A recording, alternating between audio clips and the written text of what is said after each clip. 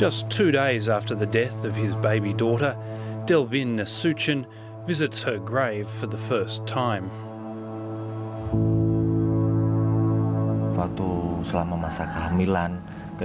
During pregnancy, we went to the doctor almost every month. The baby was all healthy. The heart and everything were healthy. We were happy. Baby Katzia had the misfortune to be born in a city choked by smoke. Palangkaraya in central Borneo, in the Indonesian province of Kalimantan.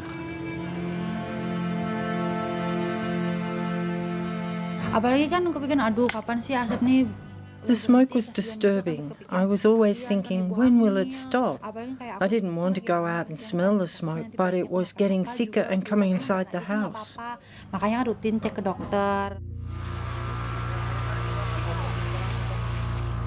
Katzia was born on September 27, 2 months into Indonesia's Haze crisis. Every dry season, thousands of fires are lit across Indonesia as a cheap and effective way to clear land for palm oil trees and food crops. This year's season is longer and drier than normal, and the fires have kept smouldering. In impenetrable smoke, it's hard enough to find the fires, let alone extinguish slow-burning peat. Haze covers 3/4 of this immense nation, causing acute respiratory problems for 500,000 people. It's worst closest to the fires, in places like Palangkaraya. We looked at her when she slept.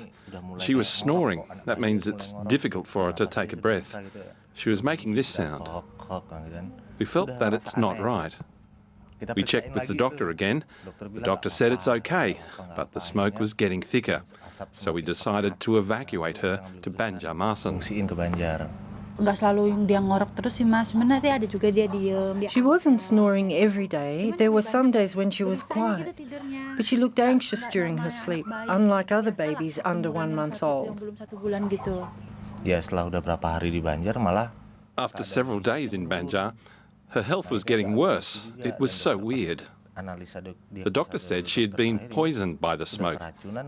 I believe she was poisoned while she was still in her mother's womb. She was poisoned through me, the mother.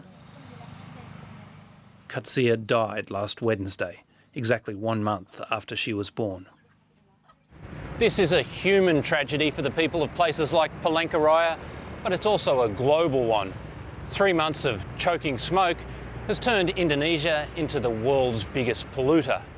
It's an environmental catastrophe with consequences for all kinds of living creatures. At this orangutan sanctuary on the outskirts of Palangkaraya, there's no escape from the haze. Hampir seluruh organ tubuhnya mirip. Jadi secara kehidupan di alam liar, kalau memang their organs are almost the same as humans. If their habitat is burned, they also inhale the smoke. Just like humans, they can also get sick and have respiratory problems. Sick orangutans receive the same treatment as smoke-affected humans, rest and rehydration.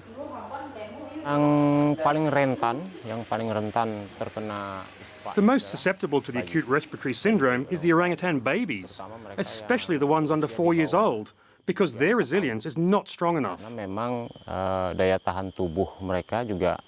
baby orangutans are brought inside out of the haze. They're wearing nappies because of diarrhea brought on by smoke inhalation. Just like human babies, you can see the effects straight away. They get flu, cough, diarrhea. These are the lucky ones. Jadi orang-hutan yang dari hutan.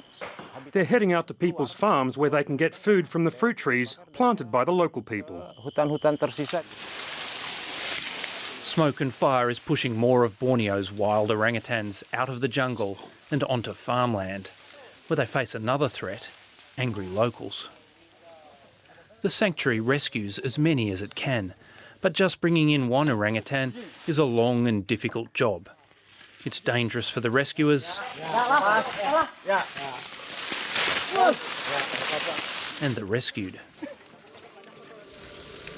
The only thing that will put out these fires is lots of rain. In parts of Indonesia, the rains have begun.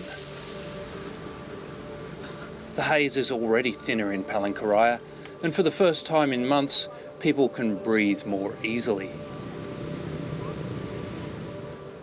For some, life is returning to normal. For two first-time parents, it will never be the same. It is the baby's fate to lose her life, but the smoke was the strongest factor in her death. And if we want to blame somebody, then there is the government's part in it. Indonesia's president says he will overhaul the nation's loose land clearing laws and ban any new forestry or farming on peatland. That's cold comfort in Palangkaraya. There's been a lack of action about the smoke. Palangkaraya is treated like a neglected child. The smoke was getting thicker and turned yellow. It was very bad.